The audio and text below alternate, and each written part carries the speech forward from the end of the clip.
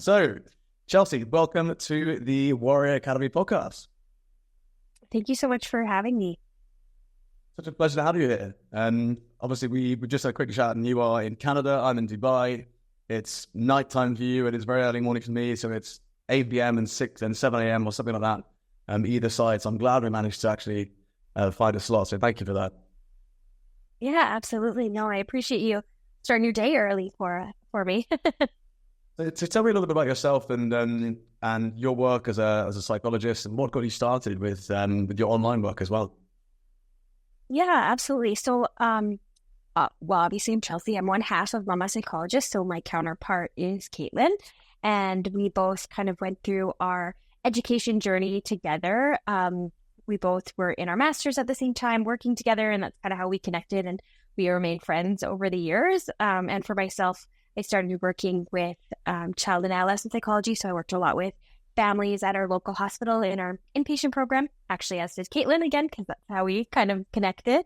And so over the years, I've been in private practice in our local community, and kind of Mama Psychologist was honestly a happy accident, as I'm sure all of these things kind of are in life sometimes. And so Caitlin had a really rough postpartum with her first, and her second and my first are actually 6 weeks apart. And so my son came into the world fast and furious about 3 months early.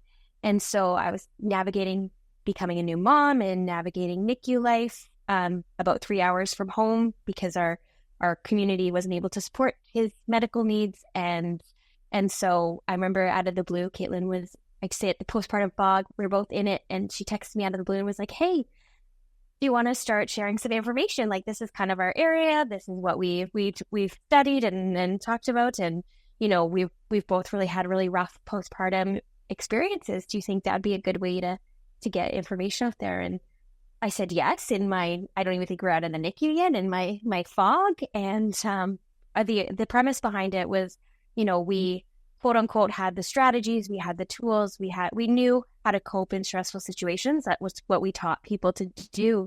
And in our own lives, it was very, very hard and very, very isolating as new moms navigating that journey. And it felt like there wasn't a lot of resources out there. And so kind of the passion and the push behind it. And we wanted parents and moms to feel less alone in whatever journey they were navigating. And yeah, we started it back in January 2020, and here we are still doing it 4 years later, and still sharing our information, our sarcasm, our humor, and just trying to still connect parents as everybody's kind of navigating this wild journey of parenthood. Awesome stuff. And it's interesting when you talk about postpartum depression. One of the things that really struck out to me is this sense of community becoming so vital, and feeling like you're not alone. Every time I've spoken to other mums, either on the podcast or in person, about their experience of postpartum depression, the thing that seemed to really help them through it was surrounding themselves with other people who have either gone through it or understood what they were going through, right? Mm-hmm. No, absolutely. And I think that was really healing for my own journey. At the time, like, NICU wasn't really talked about. I didn't really know anybody that had to navigate that journey other than parents I had met in the NICU. And so there's this sense of, oh, you're struggling similar to how I'm struggling. And there's comfort in knowing, hey, we can connect on a certain level. Yeah, absolutely. So walk me through. I mean, you help a lot of parents right now with postpartum depression, right? Yes, quite a few, for sure. And what would you say what is the typical journey that a parent goes through when they experience that? And what's the kind of light bulb moment where they can actually label it, I think I've got postpartum depression right now? You know, honestly, I think it often happens later in the journey when their children are older, whether they're nearing 1, whether they're 5, right? I think a lot of understanding where people are at comes from that, like, self-reflection piece. Because when you're in it, it's so hard to know, is this normal? Is this how all parents feel like? Often doctors will be like, of course you're tired. You know, you just had a baby. Of course your mood's kind of off. You just had a baby. And so I think there's a lot of just like powering through, because you're like, well, I have this newborn that's dependent on me, and I just have to get through it. And then once your child starts getting some independence and you know, you're able to reflect back on your journey, I think a lot of times it's like, oh, I was really struggling, or oh, I'm still really struggling. I still haven't found my groove as a parent, or I feel like my mood hasn't kind of gone back to how it used to be, or, I don't enjoy things that I normally do, or I'm really isolated. And I think in those moments, that's when that kind of light bulb goes off and it's like, okay, so things maybe not right. Yeah, right. It's one of those realizations that everything around you in your life has suddenly changed, right?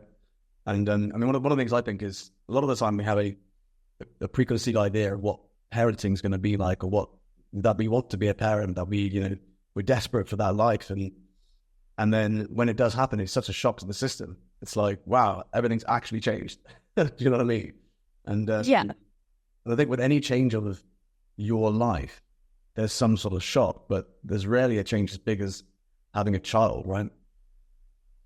Oh, absolutely, for sure. And let alone, obviously, the life change, the identity change, and it just trickles into like so many other areas, right? For some, it might impact their work, or if they do work moving forward outside the home, or, it might impact their relationship with their partner, or even with their family members. And like, there's no really untouched area, I don't think, when you become a parent that isn't just impacted because you are a parent now. Have you ever had the same conversation with men who have gone through the same thing and then feel this sense of being lost after they've had a child? Yeah, absolutely. It's not as commonly researched or talked about, but they are starting to focus a little bit more on, the male experience, the dad experience. And so, there is research like 1 in 10 dads have postpartum anxiety or depression. I think there's a little bit about debate about what to call it, because they're not necessarily going through the hormonal shifts that come with giving birth and things like that. But obviously their life has changed. And there's also a lot of research around birth trauma. So if your partner has a traumatic birth, or if your child's life is at risk or perceived risk, that can be impactful for the other parent just as much as it is for the person that's giving birth. So, there's a lot of understanding now that, oh yeah, when you witness your partner going through a traumatic birth, then you can be impacted by that. Really interesting. And one of the things I read recently was that when a guy has a child, his hormones are affected in some way, and that his testosterone dips. Is that something you've come across as well, or not with the studies you've done? Yeah, there can definitely be those fundamental changes, brain changes. I recently read a book called, oh my gosh, now I'm going to forget what it's called. Anyways, I'm not going to remember now, but it's about the brain changes in motherhood and how like we have structural changes that occur. And I wouldn't be surprised if that happened in dads as well, just because you are adapting to this new role, right? And, neurons and all of that need to rewire to take on this capacity of, hey, I have to take care of somebody else in a different way. Yeah. It's really interesting because the last few weeks I've had 3 conversations with 3 separate guys who had what they called a midlife crisis, right? And that's just what they called it. But that midlife crisis was directly linked to their experience of having kids for the first time. So for me, it was like, this is really, really interesting. I started speaking to them about it, and it was about how much their life had changed now they had kids, and they really wanted kids, and then when they had kids, they were so shocked about it. And it sounded the correlation is just so linked between the things you're helping women with and what you're talking about with postpartum depression, and what guys go through from a perspective of their life shifting and their state shifting and their identity changing, right? Mm-hmm. No, absolutely. Yeah, it's super fascinating. I'd love to see more research in dads for sure, because as moms are under research, so are dads, that we just like don't understand all of it very well yet. Yeah. So what are the practical tips and advice you can give to parents who may be experiencing that now? Well, our biggest one, if possible, is creating what we like to call a postpartum coping plan.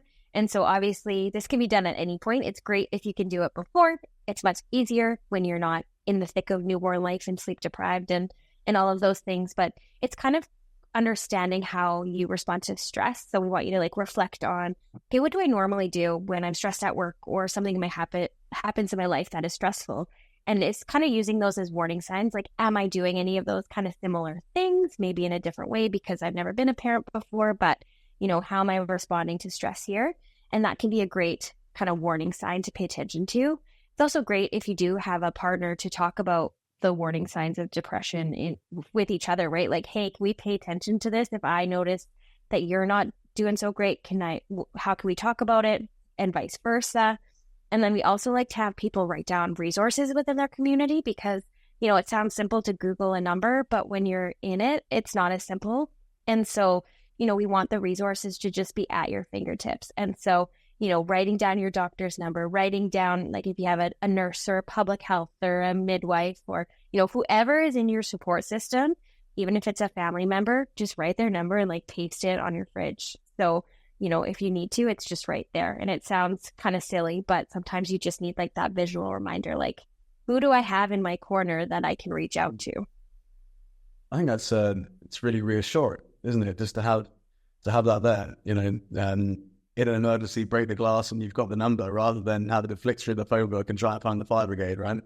You've got access to that support network subconsciously. It's like, there it is on the fridge, if you do need it.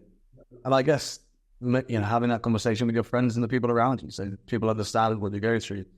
Again, this kind of links into a conversation I'd love to have with you around raising kids and to be emotionally aware and to process their emotions effectively, because, I think women they find it easier to share their emotions and they're more effective at doing it.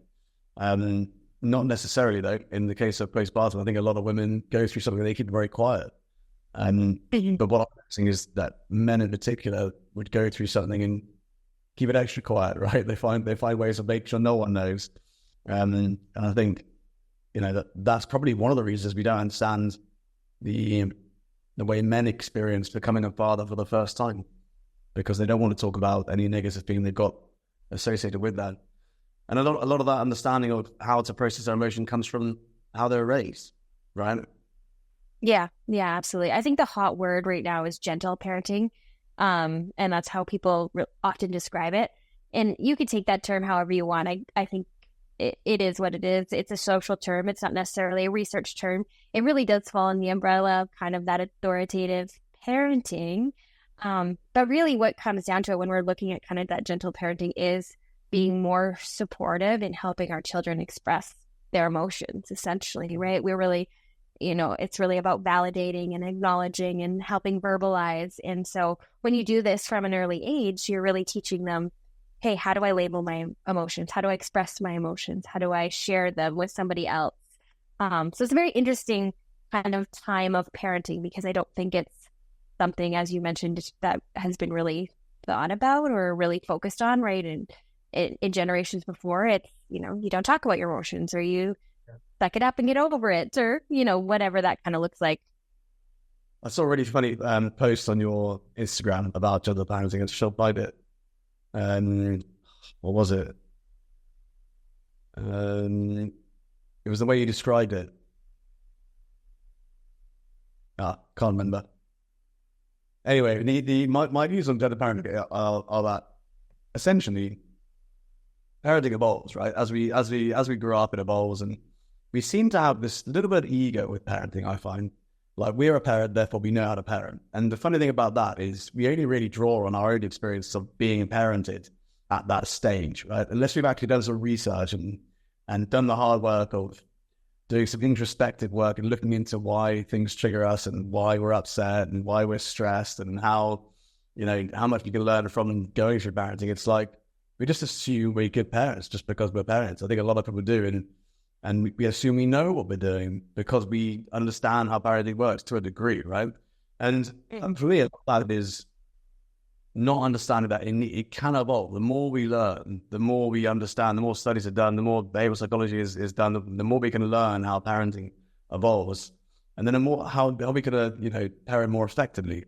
And I feel like it's not to look back with disrespect and say this was wrong and that was wrong, because for a lot of those cases, your parents would have parented you in the way that they thought was best. But now information it's so easy to get access to information about different methods of parenting. Gentle parenting is one of those, right? Now people take that to the complete extreme.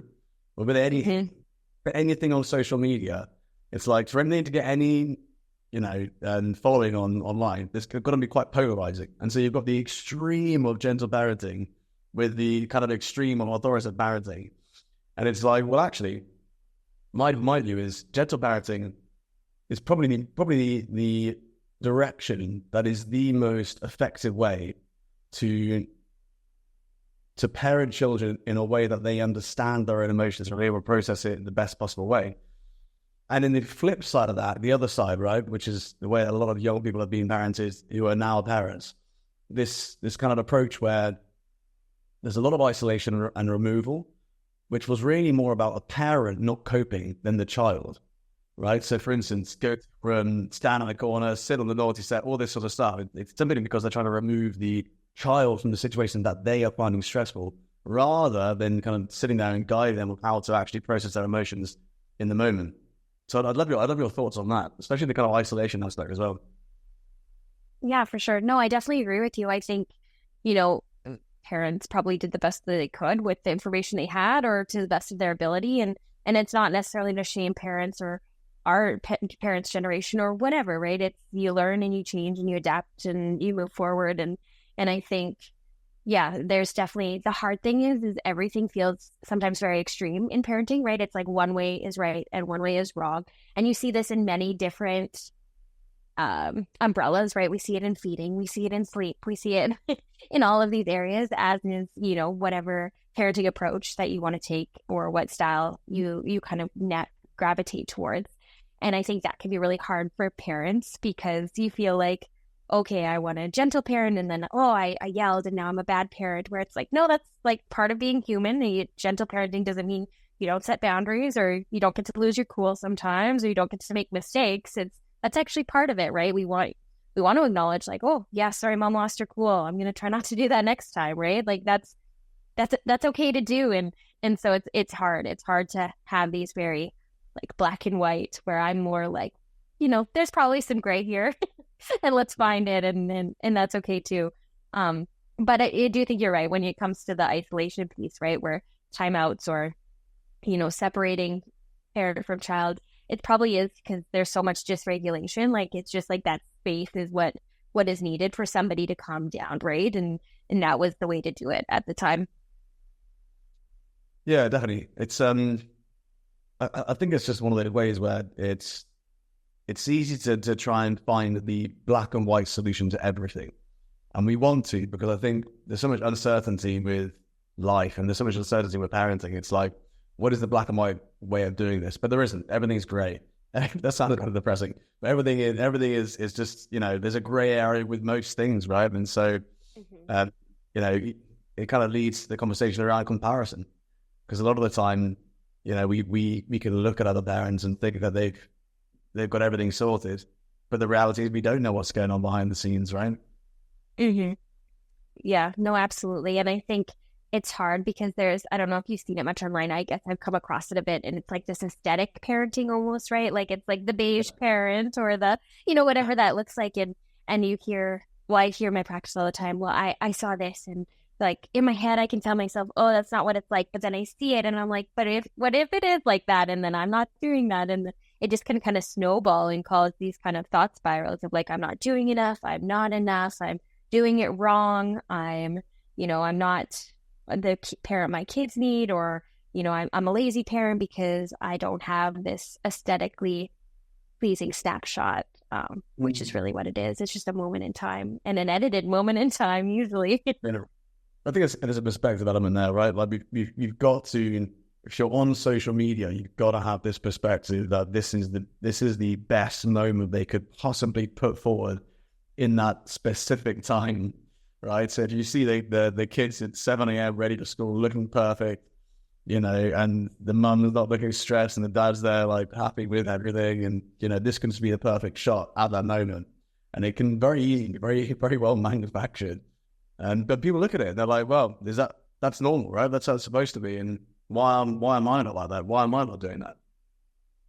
Yeah, absolutely. Like, I think the term that I heard a lot, maybe not so much anymore, but it was like the Pinterest mom, right? The mom that does all the crafts and the homemade meals and the, What's that? The Pinterest mom. Pinterest so mom. Yeah. Yeah, classic. Yeah. I can imagine this as like, infuriating most mums. Yeah. Yeah. But I mean, when Caitlin and I look at that, we often will talk about like really reflecting on your values as a parent and trying to use that as a foundation of like, I can't do anything. So what's important to me, right? Like if I value a home cooked meal, well, if that's what I want to do and I want to make sure put all this time into this meal and have my family sit down and eat with me, that's great. But you're probably not going to have the clean house that's all organized with, all the laundry done and put away and everything mopped every day, because that's just not where your priority is. And that's okay. And those can shift day to day, right? But really, reflecting on, okay, what matters to me and what values do I want to instill in my family, and how can I do that? Yeah, I think that's really, really key. And one of the things that's kind of been on my mind recently a lot is how kids will really copy more of what you do than what you say. And, if you ultimately want to be a great parent, I think that you need to focus on not just talking about the things that are important, but actually showing them and finding a way of showing them. And what you said about values there is really important. The kids pick up on the things that you prioritize as your values, whether you realize it or not, right? So if you prioritize having a meal every day, they pick up on that becomes normal. They probably end up doing that themselves. If you prioritize everyone going to their room and having their own time, being more isolated, and spending a lot of time around screens, they're probably going to see that as a high value and copy it as well. And and there's things that we don't realize we value, right? Like spending time alone, looking at our phones. If we didn't value that, we wouldn't do it. And so people find ways of doing what they value. And I think if they looked kind of objectively to the way in which they spend their time, they'd be like, wow, I actually do value that, but maybe that's not the best thing to prioritize in front of my kids, right? Mm-hmm. Yeah, absolutely. So when it comes to the highly sensitive child, tell me a little bit about that and your thoughts around that. Yeah, so when we're talking about the highly sensitive child, again, it's more of just a personality trait. We're not really talking about like a diagnosable characteristic. We're not talking about anything like that. We're just talking about kind of a spectrum. And some people have a higher capacity to handle sensory stimulation. So that's their environment, that's their emotions. And other people are more sensitive to that, meaning they aren't able to tolerate as much as someone else. And so what we're looking at is kids that are they have bigger emotions, they have bigger responses to their emotions. They're often deemed the sensitive child, right? You'll hear like, oh, my child's more sensitive than my other child. And, I have a highly sensitive one. So I can see this. But really it's about, they often just need a different approach and a different validation of their emotions, because they often feel so big and so overwhelmed by them. Yeah. And in terms of the kind of approach that you would advise or you've seen work quite well, what are the kind of things that parents can do to support their child? They're noticing that they're particularly sensitive. Yeah, well, just first recognizing that this is maybe a trait that your child has, because it can be exhausting as a parent, right? You're doing a lot of emotion coaching. You're doing a lot of, hey, how are you doing? Like, what's going on? Let's label this feeling. And of course, as a parent, that can be exhausting, emotionally exhausting, right? Because you're always regulating your child and it can feel like a lot. But I think first and foremost, it's really important to say, hey, do I think my child falls under this category or not? Because, you're going to want to also give yourself grace of like, okay, if my child has these traits, do I have these traits as well? Or does my partner have these traits? And kind of understanding that, because it could impact the dynamics of your home as well. And so, if you're finding everyone gets dysregulated really fast, then it would be worth kind of looking at that and seeing if it's there. In terms of like discipline or things like that, we really want to look at a soft approach, right? It doesn't mean you can't set boundaries, but we really want to come at it of like, okay, let's label this emotion, let's label this feeling that's here, and then let's find an appropriate consequence or boundary that needs to come after that. But it's really starting with the emotion first, because having that recognition and that validation is going to help them learn to regulate themselves. Brilliant advice. One of the things that I'm seeing more and more is this focus on helping young people process their emotions, and I'm also seeing that the fallout if we don't do that, right? So, if we don't teach a child to understand and process their emotions in a healthy way, then it can be pretty disastrous later on in life. And I would probably say it's, as a martial arts organization, for us, it's actually right up there with self-defense. It's like, what is the thing that we use to protect kids the most? Well, often it's their own negative thoughts. It's their own negative feelings. And so, we do our best within our classes, within our program to help children understand their emotions and process them in a healthy way. And so I'd love to hear your views and your tips for parents out there. Maybe top 3 things that you think parents could do to encourage that with their children. Oh, that's a good question. One is allow them to know that no feeling is bad, right? That maybe the response isn't what you want, or the behavior behind the feeling isn't what you want, or isn't appropriate, but that doesn't mean the feeling is bad. And I think learning to make that separation can be really helpful. It also can help kids feel like I am not my feelings, right? Like if I have a negative feeling, that doesn't mean it's me, right? And it can teach that separation. So that'd be my first one. My second one is also learning ways for you to regulate yourself, because I think as a parent, modeling is great, but also, you're gonna need that skill yourself when dealing with kids, with teens, right? There's just gonna be things that spark your own emotions. And so being able to have strategies and way to manage your own emotions so you can talk to them about theirs is really important. And then 3, of course, what does processing look like? Because I think this is kind of a really abstract term for people, because it's like, oh, does that mean talking about it? Does that mean having like an active outlet? And each kid is going to be individualized. So it's finding what's going to work for them, right? If you have a talker, then they're probably going to want to talk about it and talk it out and like tell you the whole story, where you may have a kid that isn't and they don't want to talk about it. So finding those appropriate outlets like martial arts or, art or like some creative means or physical means that's going to help them express that can be really healthy. Yeah, great tips. All 3 of those really, really good. I think I really like the second one you said, that regulate your own emotions.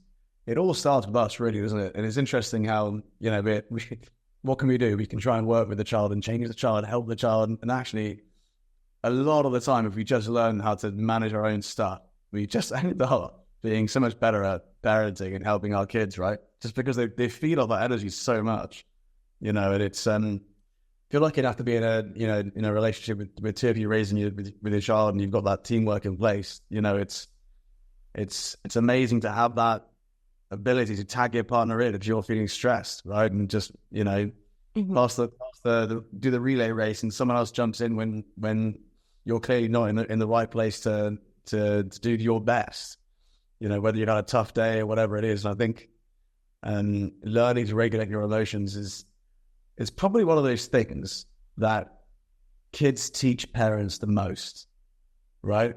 For sure. You think, like it's one of those things for me where you're just like, why did that trigger me? Why am I upset? And you're like, I've got to learn how to regulate that better. I've got to, I've learned this about me, and it's a never-ending process of learning, isn't it? But it seems to stem with us, and then kind of the energy goes out, and the kids then pick up on it.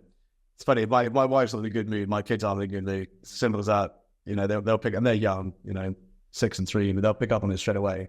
And then for some reason, the house, there's a different energy, right? It's interesting how that works. Mm-hmm. Absolutely. Well, it's funny. My son, he's almost 4.5, and I always would do this thing with him. I'd be like, okay, buddy, let's like hug it out. That was like my thing for him. And now that he's older and can talk and has thoughts, he'll be like, Mom, are you frustrated? Can we hug it out? And I'm like, oh, I guess you can see that on me. That's so bad, isn't it? You created a monster. Like he's mentoring you straight down. Yeah, exactly. And you're like, oh, maybe I talked too much about feelings. What was it? I spoke to you. I had a great podcast yesterday with a guy called Simon Alexander on, and he's written a book called Energize. He basically talks about how our greatest asset is energy, not time, because not all time is created equally. It's how much energy you've got all that time. Anyway, it's really funny because he was talking about how he's really encouraging his kids his child to do things around the house and to help him and all this sort of stuff. And now the child is holding him accountable all the time to do it himself. And I said to him, isn't it, kids are just like the best accountability part of this, because they're so desperate to kind of be like us, right? So if you you get on this road of teaching them how to manage their emotions, don't be surprised when they turn around and try to help you do yours. Yeah. Oh, yeah. It's so funny. And it's so good, right? Like, I think as a parent, you're like, oh, this is so rewarding. And there's that like inner voice. You're like, this is kind of annoying that you have to help me regulate myself. This is really annoying, but thank you. Yeah, exactly. And listen, Chelsea, it's been a really great chat. Really enjoyed the insights you shared. And what's the best place I want to find you? Obviously, you've got a buzzing Instagram account. Is that your main account, your Instagram account? Yeah, we're mostly on Instagram. We do have like the Facebook page, and I say we have a pretend TikTok because I don't really know how to do it, and I'm not dancing. So we are on TikTok, but Instagram is definitely where we're most active. Right, you might find yourself on there doing it out. That's it. Yes, well, if I do, then you should message me like, are you okay? And we do have a website, I guess I should say, mamapsychologist.ca, because we are Canadian. So we have all of our workshops and blog posts and contact us, all of that on there as well.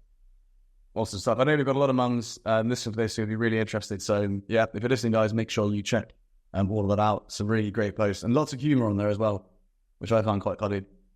Even as that, I was laughing at some of the stuff. So awesome stuff. A nice balance of really, genuine insights and humor as well, which is always nice. Well, if you can't laugh, you cry, right? You got to find a coping mechanism. Talking about coping mechanisms, there you go. Yeah. Right?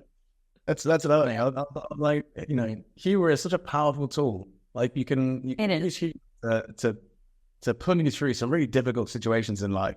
And so, if you're able to bring that in, or even to teach your kids humor from a young age, being a bit careful with sarcasm, but it's one of those things that can really help them, right?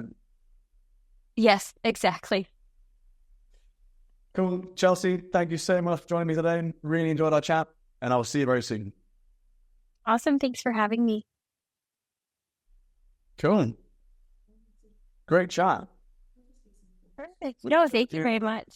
That's all right. We've got we just did a few better. Just getting to do a post or whatever. So you might see Swati running around just for a couple of minutes. So are you full time online now, or are you sort of in work as a psychologist as well? I'm kind of mixed. I'm usually in person at least one day a week, but my kids are 4 and almost 2, so they're not actually in childcare, so they're with me a lot.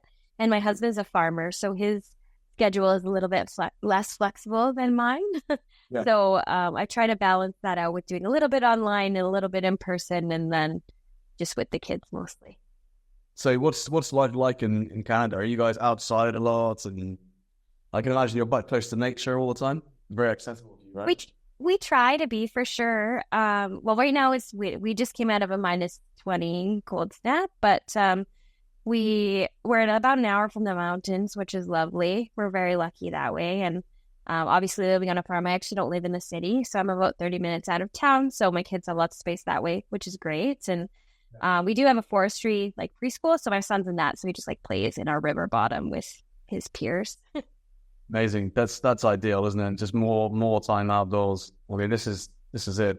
I'm half Danish, and the Danes, they literally just their kids grow up outside. It's amazing. Like the forest schools there, they're literally 3 or 4 years old. They're building fires. Like they never in the UK, or especially in Dubai, the health and safety, you'd never get that across the line. But it's so funny to kind of see how different countries and cultures, how they operate, how it changes. Yeah. Oh, absolutely. Are you guys so warm right now? Is that right? Is it hot? It's like maybe up to 30 degrees. What do you start lately? I don't know what that would be in Fahrenheit. Oh no, we're Celsius. Oh, you are? Yeah. I thought you were the same as the States with kind of yeah. We're weird. We're like a mix of Britain and in the States. So we have we have some things that match with the States, but not everything. And one of them is that's probably our fault. So sorry about that. Yeah, I mean, probably Fahrenheit's probably a better system. I don't know. Centigrade is actually quite simple though. But anyway, so 7 degrees now. In the summer, it gets 45. Can go up to 50. So I'd be trying to skate basically in the summer. The half of the country just leaves all the expats just kind of go, and it's getting hotter every year, which is pretty cool on. Yeah, I bet. Well, when we landed in Perth, they were in a heat wave and it was 46, and we had just left a cold snap. Like a week before we left, it was minus 53. So it was like a 90-degree temperature change. Yeah, quite a shift. Yeah, my son was like, "Mom, it's too hot." Yeah. Because when you come back the other way, you're like, hold on, what are we going to wear now? You're so used to it. Yeah, well, we're lucky. It was only like 10. It was only like 0 when we came home, so it wasn't that bad. I was like, this is like warm for winter. Yeah, right. And unless you're under 2 meters of snow, you guys are like, oh, it must be summer. Yeah, wearing flip-flops and just short.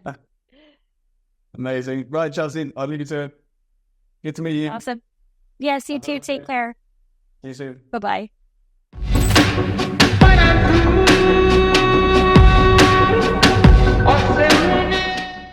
I really hope you enjoyed today's Warrior Academy podcast episode.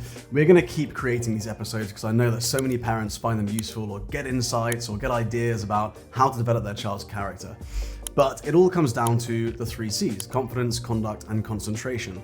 So if you want to get a deep insight into the levels of confidence your child has, the level of concentration they have, or the level of conduct they have, so that you can actually put a score next to it and then work towards increasing those scores like we do in the Warrior Academy, then I'd love to invite you to fill in the Breakthrough Area Assessment. It takes about 5 minutes of your time, and you will get a personalized PDF report on your child's 3 C's. To access the Breakthrough Area Assessment and find out your child's 3 C's score, all you need to do is go to www.breakthrougharea.com.